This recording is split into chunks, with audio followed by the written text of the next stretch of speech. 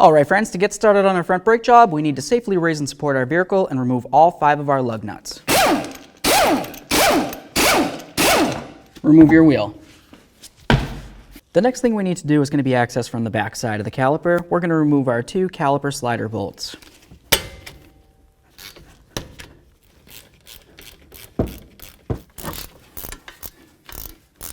Now let's get both of those out of there. Next, we're going to come into this portion right here, and we're just going to slowly push in our caliper piston.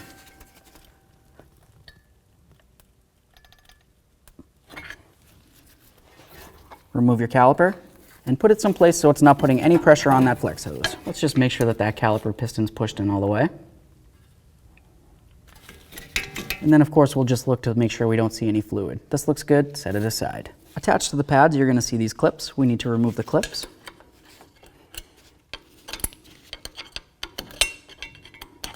Remove your brake pad. Set those aside. Now let's remove our caliper bracket bolts.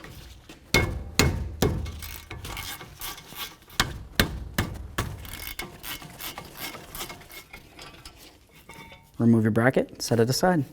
Remove your rotor. Now that we have the rotor off there, we need to pay special attention to the wheel bearing. This is going to be the area that the new rotor is going to sit on, so it needs to be very smooth. Clean it down. Now we need a nice collection bucket and some parts cleaner. Clean the area. We need to strip down this bracket, and what I mean by that is to take off these tins. Set those aside. And we're going to grab onto these caliper sliders here. You give them a nice twist, and they should want to come off of the boot. We'll go ahead and pull it out of there, and we'll set it on the corresponding side. Do the same to the other one. Now we're just going to clean down our sliders. We want to make sure that the one that does have the rubber boot on it, because this one right here does, is going to end up on the same side that you removed it from. So that's the importance of putting them on their corresponding side. Put this over a nice recycling receptacle, and we're going to put in some parts cleaner. Take a nice bore brush and get right down inside those holes. Let's go ahead and tip this over. As you can see, a lot of gunk came out of there. Give it one last spray and move along.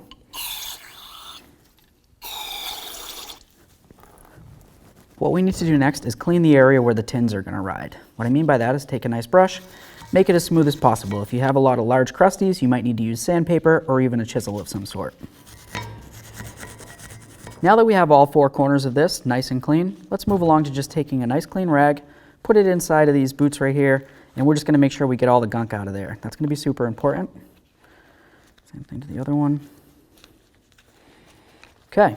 Next, it's going to be time to reinstall our slider pins. When you do that, you want to make sure you use a good amount of caliper grease. We're going to go right along that entire slider pin, and then, of course, up along this ridge right here. That's going to be super important to help make sure you keep moisture out of the area. Go ahead and put it in there. We're going to give it a nice spin as we go. A couple spins once it's in there. That's going to make sure everything's settled as it should be, and we'll do the same to the other side. Now let's move along to coating the area that we just finished cleaning down where the tins are going to ride.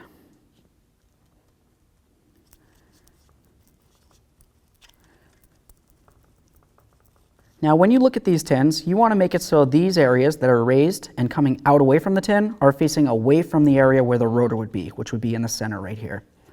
Let's go ahead and put this just like this, squeeze it in so it's locked in, and then we'll continue on by doing the same to all the rest. Before we make our way over to the vehicle with our brand new rotor, it's important to make sure you clean down the braking surface.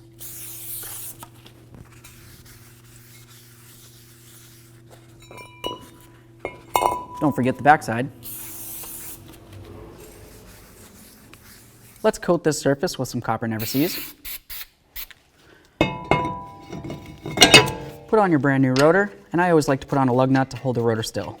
Before we can remount our caliper, it's important to make sure you clean down the threads on your bolts. Now let's get the caliper bracket on here. We're going to start in both of our caliper bracket bolts, and then we'll snug them up and torque them to manufacturer's specifications. Now that they're bottomed out, torque them to 79 foot-pounds.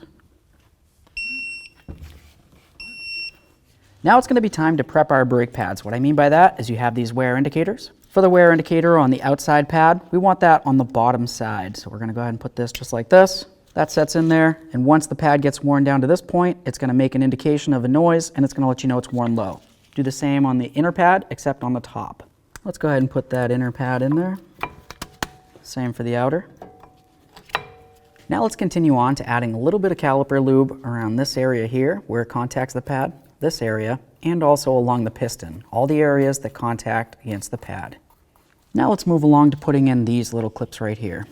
When you put these in, you're going to have to hold the pads so they can't move and put them just like this, so they're going to be facing towards the inner aspect of the caliper bracket. That's going to help separate the pads when you release your brake. Okay, now that we have both of those clips in and they're facing towards the center, let's go ahead and grab our caliper. We're going to put it over the pads. At this point we can release them. Push in on your slider pins so it lets the caliper set in. Start in both of your bolts. We'll snug them up and then we'll torque them to 25 foot-pounds.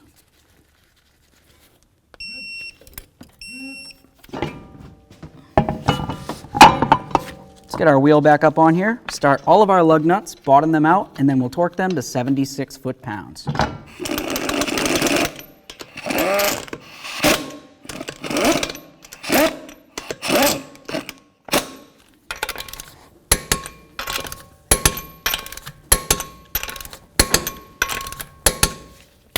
Torqued.